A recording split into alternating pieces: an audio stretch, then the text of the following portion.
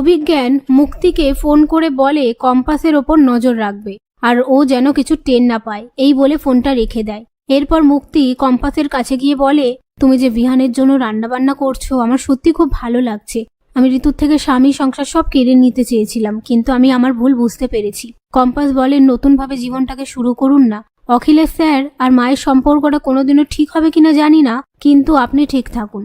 ওদিকে ঋতুজা বিহানকে বলে, আমি তোর ঘরটা একটু চেঞ্জ করব ভাবছি। এবার থেকে কম্পাস তোর ঘরে থাকবে, ও তো তোর বউ, তোর সাথেই তো থাকবে।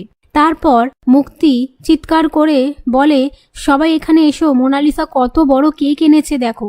এরপর সবাই সেখানে এসে দেখে মোনালিসা বিহানের জন্য কেক এনেছে। তারপর কম্পাস মোনালিসাকে বলে, এই কেকটা কাটা হয়ে গেলে বাইরে যে ভিখিরিগুলো আছে তাদেরকে আমরা কেকগুলো দিয়ে দেব। এরপর বিহান কেক কেটে ঋতুজাকে খাওয়ায়। তারপর কম্পাস বাকি কেকগুলো আর মোনালিসাকে নিয়ে বাইরের রাস্তার ভিখিরিগুলোকে দেয়। তখনই কম্পাস মোনালিসার ভিডিও করে। তার মধ্যে একজন মোনালিসাকে বলে, শুধু কেক দেবে, টাকা দেবে না? পাশ থেকে কম্পাস বলে, হ্যাঁ, সবাইকে 500 টাকা করে দেবে তো। কম্পাসের কথা শুনে মোনালিসা ভিখারিদের টাকা দিতে বাধ্য হয়। আর কম্পাস বলে, তুমি তো এই সুযোগে পূর্ণ করলে, যেখানে তোমাকে নরকে গিয়ে 10 বার তেলে ভাজার কথা ছিল সেখানে তোমাকে 6 বার ভাজবে।